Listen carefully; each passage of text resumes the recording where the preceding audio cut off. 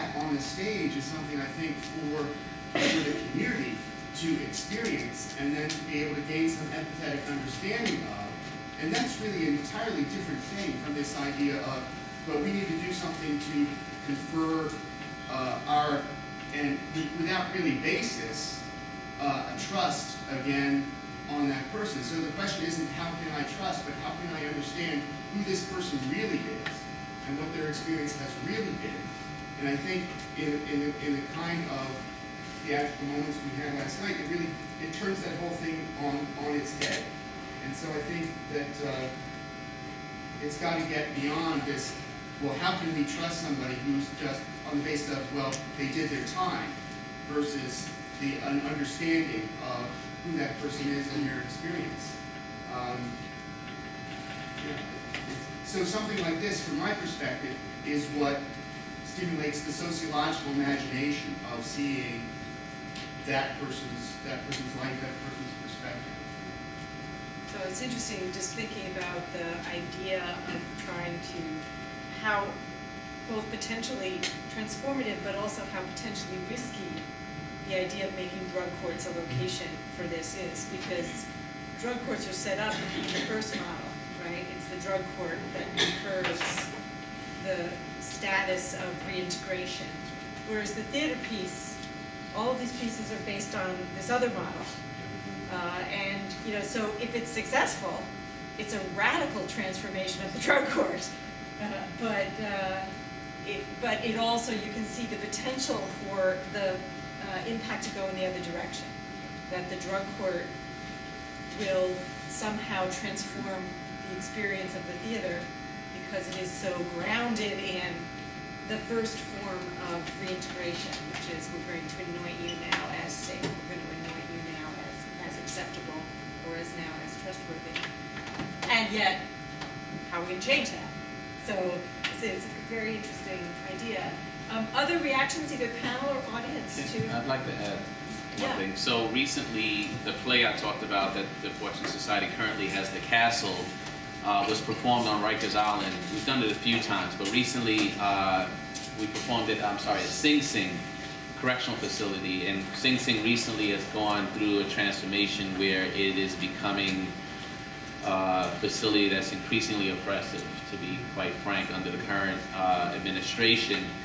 And so the cast of The Castle experienced going to Sing Sing much differently than they had in the past, in that they sat everyone in a theater that could hold maybe 350 people, and they sat all of the men in every other seat, right? And the idea is you don't want human beings close enough to touch each other. And then they positioned 3 correction officers behind the staff on the stage in a very sort of militant posture, but which honestly added to the theater, to be quite frank. And then there was this very direct order to everyone who was visiting to, quote unquote, not touch the offenders. And yet, we went from that very sort of militant posturing before the play was performed to a very different atmosphere after the theater was performed, where it was much more difficult for the correction officers to hold their stance, their very paramilitary stance about here's what the rules and you have to stick with the rules, because to be quite frank, afterwards there was a lot of human interaction back and forth, and they were much more flexible about it. And I think the reason they got there was because of what they experienced, right? Standing there guarding the play, you know, they ended up experiencing the play, almost being part of the performance, if you will, and it was just hugely transformative, even if just in that space. But who knows, exponentially, you know, who knows what those correction officers went home and said to their spouses and their sons and their families and so on, which I would assume was much different than their typical conversation. First of all, thank you. I have about 80 million reactions, and they're not cohesive, but I'm just going to tell you what some of the refrains are in my mind.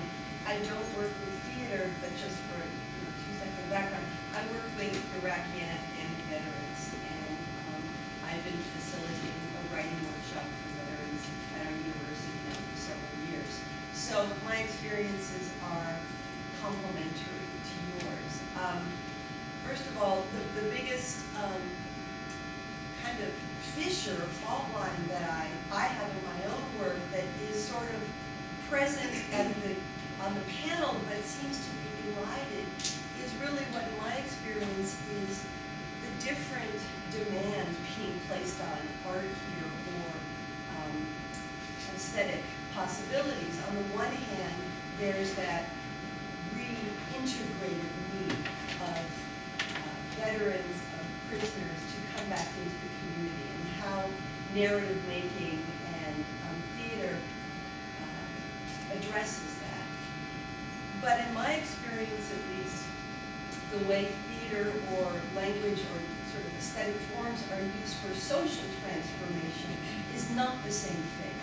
And there's a tremendous burden placed on art to do both things. And that's just something I'm struggling with. I mean, I went into my work thinking that I was going to work with veterans to give them the kind of tools so that they could tell their stories coherently to the community.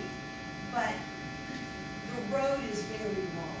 And what veterans need in terms of cohering themselves by making narrative is not the same thing as what our culture and society needs in order to be able to not only welcome veterans as a well-intended witness, which is what you're suggesting, but to take their experiences as their own.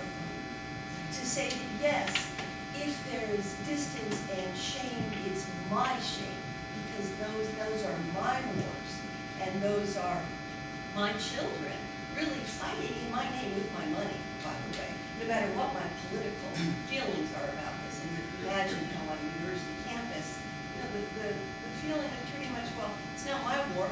I didn't back that war. They're not my problem. But of course, you know, that's big. So I just want to call attention to what I feel is the tremendous strain placed on these forms to do so much. The other thing, Glenn, I really understand when you say, I stay away from anything that makes me feel, which just brings up for me one more question. People returning into a community, as I've experienced it, you know, they don't want to feel so much, because what they feel is really threatening. There's a lot of rage, and that's really my that's my focus in my own scholarly work, rage in reintegration for a variety of survivors of extreme violence. But of course, audiences in our anesthetized culture want to feel, and they want to find that way in through emotion that can really be self-sustaining also. So feeling is a complicated, generating it, where it comes from, how it's transformed through aesthetic forms, and then received. I just want to say, I find that it's a complicated challenge to talk about it even, much less channel it, both in people returning and then in audiences who can feel and then go out and say, that was a good one. Now what's next? Just to see if since we have piano, did you want to say something about that? I just wanted to comment on the why theater, because having been inside of a prison for 15 years and getting an opportunity to watch men utilize theater as a mechanism for transformation was very powerful. Because right now, sure, we've come to a place in our society where, as Glenn mentioned, 2.3 so million people incarcerated, but there are a lot of collateral consequences as well. That individuals are coming home and they're second-class citizens. They don't have the right to vote. There are millions of children that have a parent that are incarcerated. People are struggling for employment opportunities. They're struggling to find housing. And so we need to be all hands on deck looking for modes of opportunity to change the system. And one way is through theater.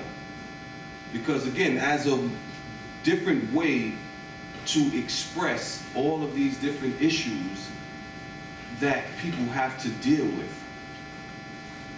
it's very, very important that we look for these alternative ways. And so one of my favorite quotes is by a guy named Scott Christensen. He wrote a book, 100 Years of Incarceration. or 100 years of imprisonment. And he said, few people were ever rehabilitated in prison. Few still are rehabilitated by prison. Yet some rehabilitate themselves in spite of prison. And so that's what theater allows people to do, to be different than they were before they went to prison. And so they're taking programs out of prison right now. So although the prison population is expanding, the programs that are offered to people are diminishing. And so theater, people like Kevin and Catherine and others who are going in, were going in as volunteers.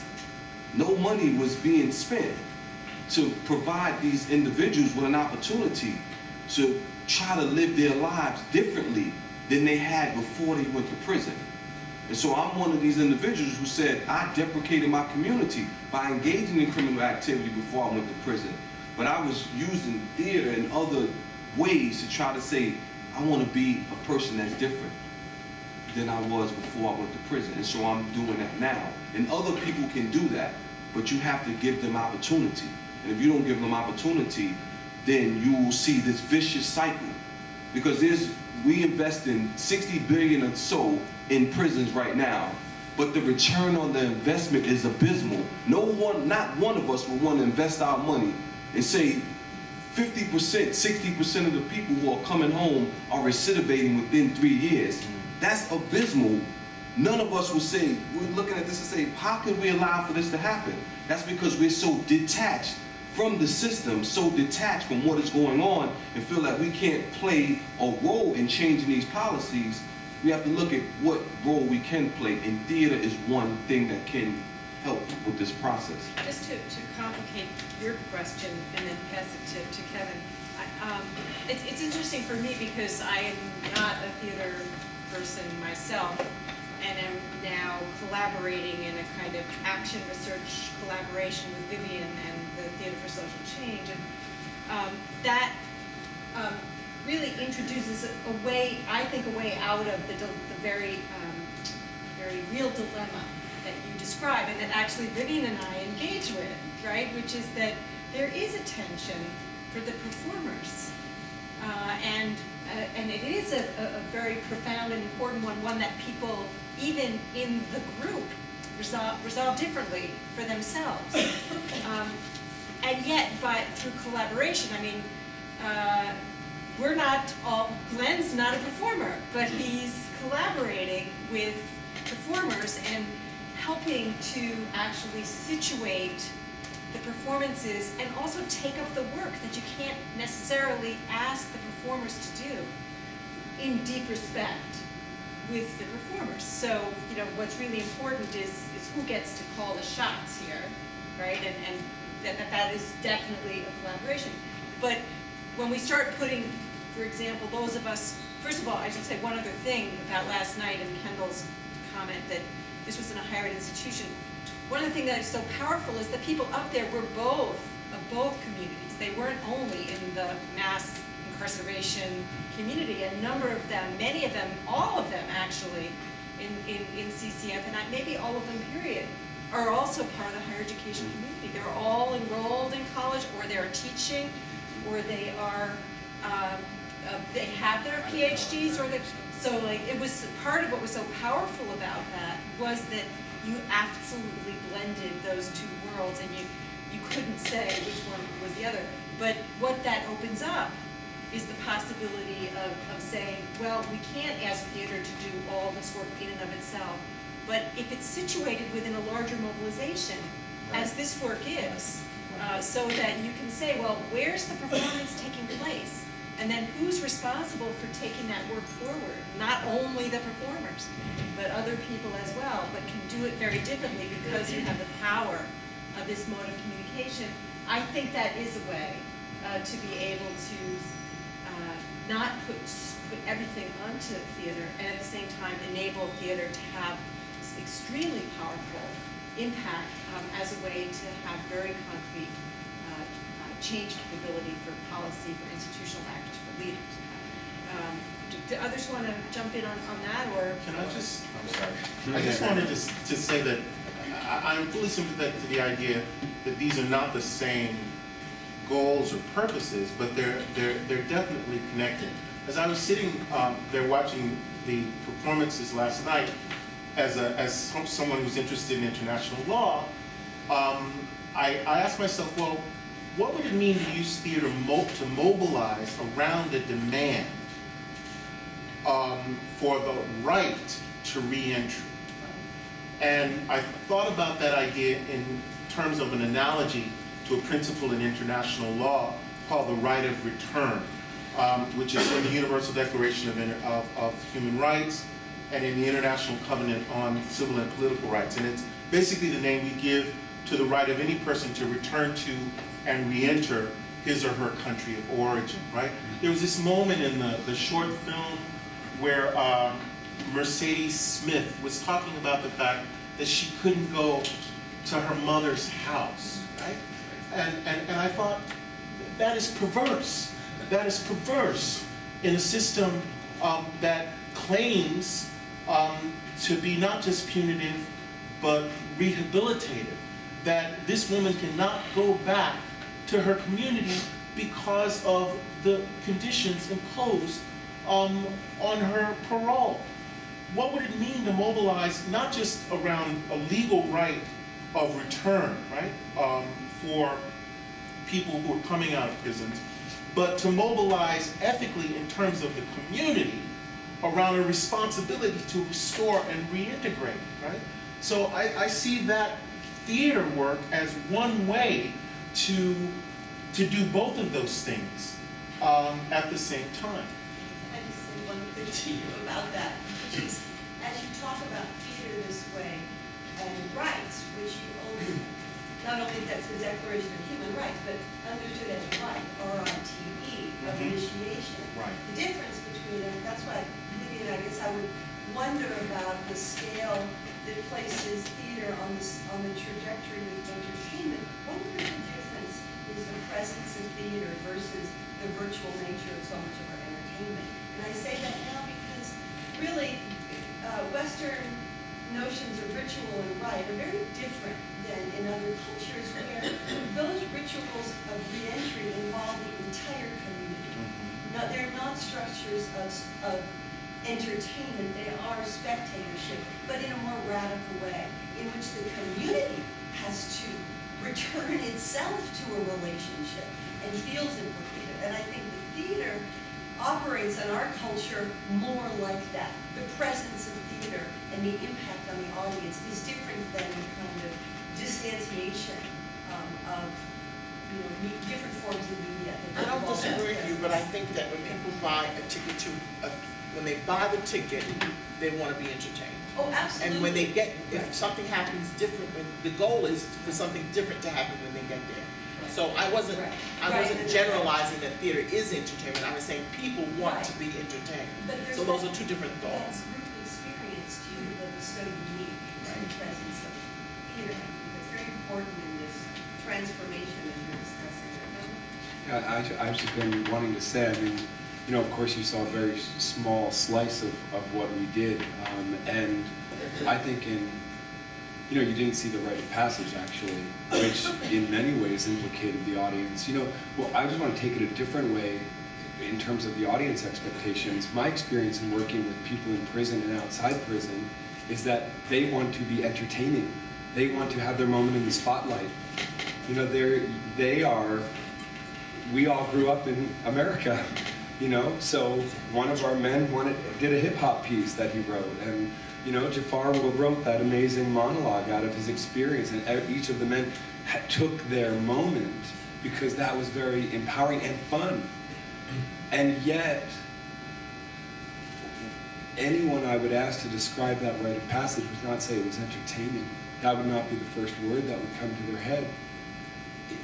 And in fact, one of the most moving parts was when Alex, during his rite of passage, said to the audience, basically challenged them and implicated them by saying, you know, where were you when I was a third grader on a Tuesday morning walking around those streets? Why didn't you ask where my parents were? Why didn't you ask why I wasn't in school? I was lost, and no one ever asked me why I wasn't in school. I mean, you know, that's devastating for an audience of people to hear. And they took it, you know, you have to take it after you spend 2 hours with people hearing where they came from. You then take that because that's real. So I think it's important to remember, I mean, this is like the well-intentioned academic going into a prison and saying we're going to address the abstract system. These are people who watch TV. These are people who like hip hop. These are people, not every, 75% of the people I worked with had a script they wanted to show me and asked me who I knew that I could get their script, you know. Everyone's writing a script. So they have the same Hollywood dreams that, you know, everyone else going to school here at NYU has. And I think you have to, in Western culture, have to recognize the balance between the individuality, the elevation of the individual, and then try to use that and kind of in a keto, kind of use that energy then to bring it into a conversation about the system. So, I mean, a question, oh yes, go.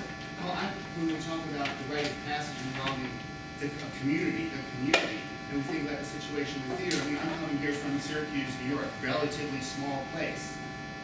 If I'm in an audience, the chances are I know a lot of people in that audience. When we have, you know, theater in a large and personal society in a large city, we have an audience that is an aggregate of people, of mostly strangers. And so I'm imagining, you know, what would it be like to have performances such as we had last night in communities, you know, to perform this for the American Legion in Syracuse, you know, to have a place where people are a community, relate to each other, know each other, are going to follow that up with some kind of communication, even some collective action, because it's a community, small community where people know each other. Well, and I just say, I mean, one of the important places where the Theater for Social Change does its work is in either formerly incarcerated communities. They perform at graduation, for example, which is an incredible rite of passage, but connected to a real movement into a whole new identity, which has developed over a period of time. And then in Rikers, and then at probation. So I think your question is one that is an important one, and it's one that I think is part of a kind of theory of change that surrounds where you embed theater. And so, you know, you don't always have to have a theory of change at the systems level. You could have the theory of change be Vivian's initial discussion, which is changing hearts and minds, if who's ever in the room. That's the theory of change. But, and you can combine that with locating a performance in a network, like the Reentry Education Network in New York, that's mobilizing whole groups of people already around advancing education as the centerpiece of criminal justice policy, where the theater can play the role of actually mobilizing people who are not in the theater to take action. So, what I can say about the Theater for Social Change is that while we all want to have impact on policy, that our primary, we want to perform. We do have an entertainment goal as part of what we do, which is why there's so much humor written into what we do. For us, it's not like, woe is me. This is not what we're trying to do here. The number of places we perform is only limited by the resources that we have. There is no place, well, let me not say that. There are a few places where we wouldn't perform, right, if we were invited. So it's really just about how do we build the capacity to do so. Because there is opportunity to change hearts and minds and to build a bigger movement in almost every space there is. It's really just about building capacity for us. And even if there was no obvious connection to public policy, I know for a fact that my colleagues would want to perform because they like performing. This is apart from the subject matter. These are women who want to perform, and they want to hone their craft, and they want to get better at it.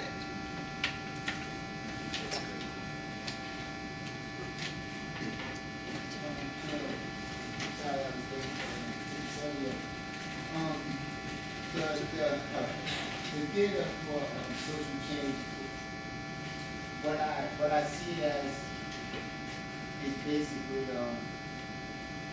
an opportunity to take fake characters that you create and deal with real issues. Coming out of prison, people have the biggest opportunity of fear that they have is failure. But yet you're not able to, it's so abstract, you're not able to grab it and say, yeah, this is what I'm afraid of, this is the failure I'm challenging. But if you're doing it with theater, you can bring that out and you can work on it, you can deal with it, you can confront society in a more whole manner. And the way that reentry is performed today basically deals with one part of the person, and we all know just on 3 basic levels that people exist: mental, spiritual, and physical. But the reentry program, that program focus solely on just the physical. So what we need to do in terms of community, in terms of who establishes the program, we need to develop things that would include those other 2 components so that the whole person can have a transition, the whole person can have a reentry, and not just a part of it. Because if the whole person is doing the transition and the reentry, then that person is less likely to go and commit another crime or to do things against what's established in society. So I'm looking at this theater as an opportunity to reentry, to allow the person to reentry as a whole person, to deal with, it may just deal with the mental, or it may just deal with aspects of the spiritual, but yet it deals with those things that are non-tangible, and perhaps maybe out of discussions like this right here and other places, that it can include more of those non-tangible, non-physical things so that a whole person can basically be reentry back into society. So that's really important. I'm wondering if just in the last few minutes that we have, that we could take up this question that Kevin put out there and that I think is really implicated by what Vivian just said, which is if there were more resources, if there were more capacity, that this work could have huge impact to change hearts and minds, to deal with the reentry as a whole person. And if we could just brainstorm both with the panel and also with all of us here on 2 levels. One is, in the meantime, what colleges and universities could do to elevate this form of work and make it more, give it more space and bring resources to bear on that. And then just ideas about either ways to frame this so that we would get more resources to this work and make this more a focus of public policy. So I'll try to respond to that. At the Fortune Society, I'm also in charge of fundraising in addition to our advocacy work and our communication work. And this is an agency with a $19.5 million budget. Yet, when I think of where it's most difficult to raise resources, it's for the play, the castle, and for our art therapy work. And what we have been successful at lately within the last year or so is finding ways to build in resources for that work inside of the more, I won't say concrete, but the more traditional things that funders are interested in supporting. So our advocacy grants from places like OSF and Public Welfare Foundation and so on will build in a line for communications and be as purposefully vague as we can about what those resources are going to be used for, and end up using that to pay the cast from the castle to be able to perform in places where the venue may not have the resources to cover the cost. And similarly, in our the core of Fortune's funding is from an agency called SAMHSA, Substance Abuse and Mental Health Services Administration, which is the federal government agency that funds mental health services and drug and alcohol treatment, and we're a licensed provider in both areas.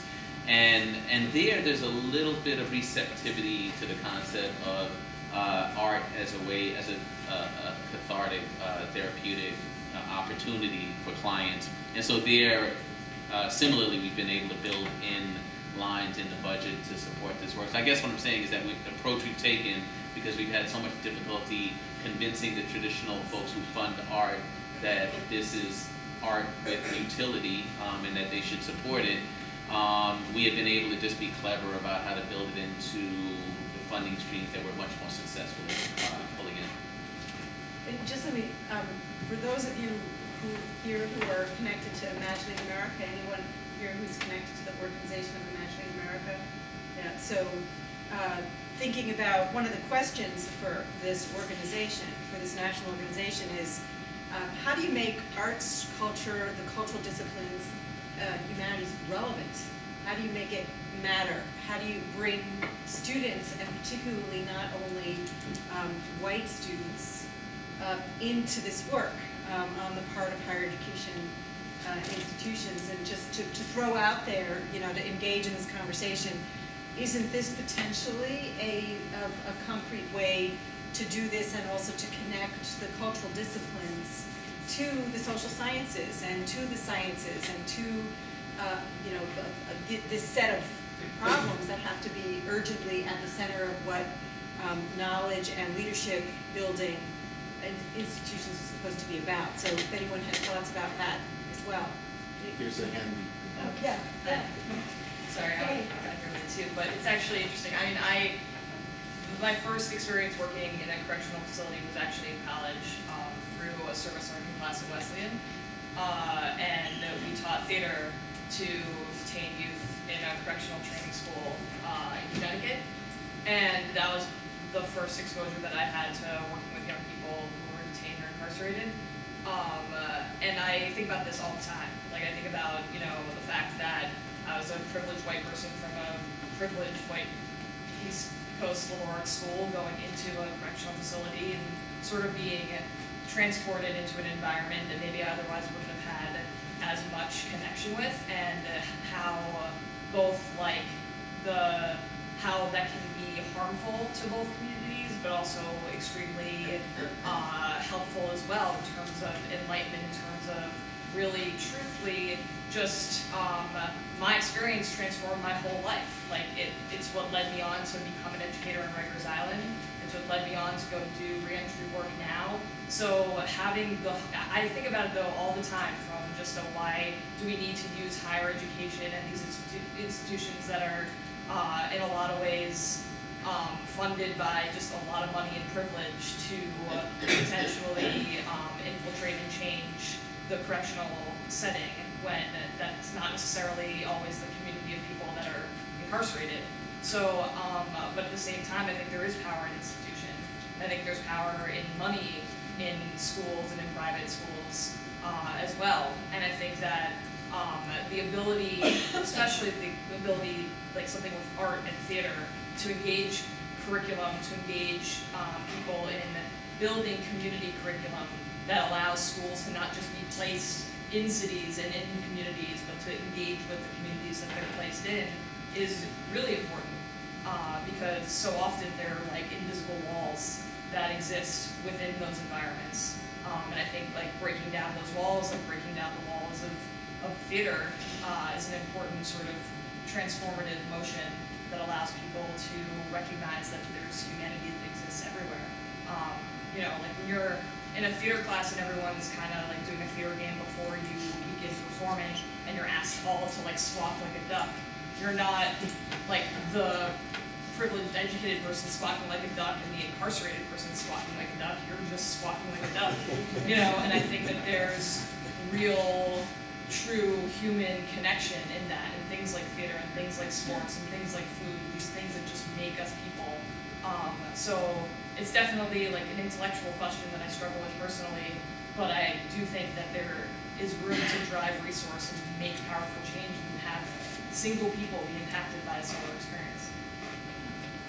Just to piggyback on that, I think part of the theme of the conference is about collaboration. I think this is an incredible, powerful way that collaboration can happen, but my hesitancy about it is that it needs to be very thoughtful and respectful to the work that's already going on and to the people who are already immersed in that work. And just, I think the power is that it raises awareness. So you can, at a college or a university, you could have one of these plays sort of as part of a series of other events, and you can build awareness that way, and then people get really fired up, and it's an opportunity to join a movement that's already going on. So my interest is in using this as an opportunity to locate the work that's already happening, and then being very thoughtful about how, like, we as people within these institutions enter into that work, and to not sort of like tread over that work, and to not usurp that work, but to really be in partnership with it. And it's tricky. It is tricky. It's very tricky and complicated, yes, and all of that. But in kind of responding to Susan's question and everything I've heard since she asked the question. So one of the ways I think we build resources, and I'm really reminded of 12 years ago when there were absolutely no resources to help people coming out of prison reconnect to college. It wasn't even a conversation. People looked at me like I was absolutely crazy when I said I had this program and what we do is connect women to college when they come out of prison. And I would hear things like, people don't need college, they need jobs, or they need substance abuse treatment, or they need this or that, but they don't need college. And that was 12 years ago. But we continued, Glenn and I and some of our colleagues continued to bang that drum until people started listening. And now, okay, no nonprofit has all the resources they need, but now I have an organization with 12 people on staff and we're serving 300 women. Back then it was just me and a part-time assistant and 30 women. So it's movement building, it's getting funders to understand what we do and why it's important, and that's one of the reasons that we partnered with Susan at this Center for Institutional Social Change at Columbia Law School. I always get the acronym wrong. Because Susan is helping us articulate through participatory research why this is important. Because, people who are institutional funders want to hear from researchers about why it's important. They don't care why I think it's important, right? So that is a tremendous partnership that we're very glad to have. And just one thing about, one of the things that, the strategy that I'm very excited about is that we blur the lines between who are the advocates and the performers who are in the community. And so one of the women up in the performance last night is a staff person for the Center for Institutional and Social Change, and is the participant researcher with us. And so I'm not there because, like, you don't want to have an observer, an outside observer in the room while you're doing this this rehearsing. But Cheryl, who is herself got a master's degree and is developing all kinds of evaluation and research skills, not to mention some of the other people who are in the theater group who have these skills, she's the one who's being paid to work 2 days a week to do this kind of work. So, I think, I don't know, where does the center begin and end, and where does we're trying to really break down those lines, and in a way that we're really accountable to the group, mutually accountable for this work. We have a collaboration agreement, which we all sign, that says we can't use the work without their permission, and any time we write where we can work collaboratively, where that makes sense, we will, but we won't when it makes more sense for us to write it because it will have more credibility for them. That's part of the arrangement. So I think being very intentional about that. And one last thing, which is being able to be wrong. Being able to make a mistake or step out over the line and be called on it, and have that only deepen the relationship rather than threaten the relationship. And I think that's a really, really important part of this kind of relationship that you're describing. Yes? In terms of resources, I have a question for you guys. Would you mind just speaking up a tiny bit? In terms of resources, recently Goldman Sachs invested over $9.6 million in social impact bonds to benefit a program at Rikers Island, right, called ABLE, under Osborne, I think. I wanted to see what you guys felt about that, because it seems like a very odd kind of thing, like Goldman Sachs, like investing in themselves. It's like happening, I don't know. You go for it. We can just look at the faces. No one's willing to speak on the record. So now that I've controlled myself so I don't say the F word. The Fortune Society was actually invited by the Mayor's Office and Department of Correction to apply for that opportunity. And, you know, a few agencies were actually invited. It was a very controlled way of giving out funding. And at Fortune, as large as we are as an agency, we do something called a forced choice analysis, where forced choice analysis, where we go through this process as an executive team and the program folks and the line staff of determining whether it makes sense for us to pursue resources, whether it fits within mission, whether it pays for itself, whether it's going to have any meaningful impact on clients, whether it meets needs, and so on. And you know, for the great hope around these SIBs, social impact bonds, I mean, what it really is the privatization of social service delivery, right? Like everything else, people are trying to squeeze profit out of everything. And it's very prescriptive. It suggested that we needed to provide one intervention to every single youth that came through Rikers Island, and it didn't fund any of the services post-incarceration. And so for this great hope that these SIBs are going to open up the opportunity for creativity by social service providers, the ability to be able to do what you know works, our experience with this first SIB is that it's totally the opposite, that it is some bureaucrat's vision of the provision of services, a silver bullet that's going to solve everyone's problem.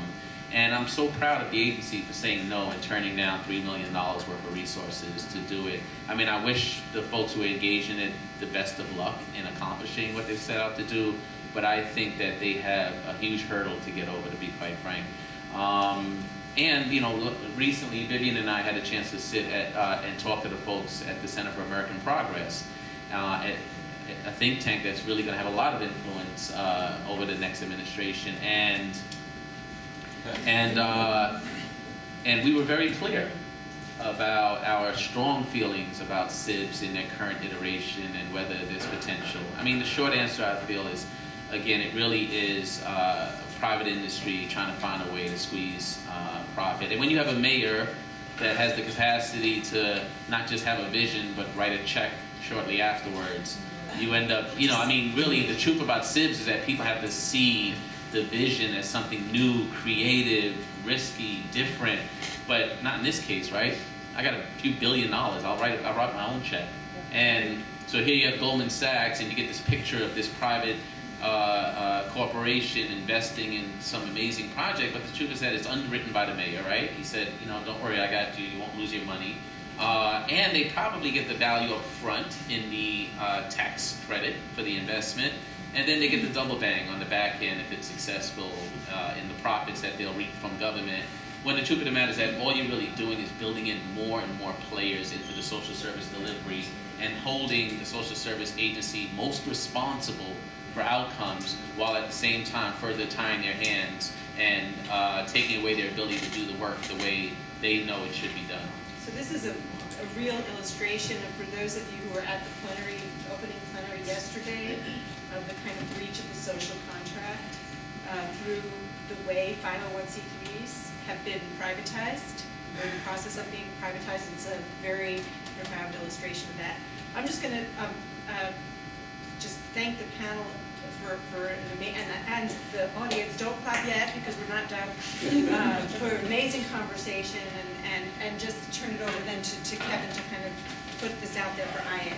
Well, I just want to say, you know, for those of you who don't know, Imagining America is a network of higher ed institutions, and yet we've been working really hard over the course of our 12-year existence to figure, you know, we're about partnership. We're trying to figure out how to leverage the incredible resources possessed by higher education institutions, even despite all of the, you know, cries of poverty by those institutions. We do have intellectual and financial and creative resources, and we want to partner with the creative and intellectual and grassroots knowledge of community partners and nonprofit organizations.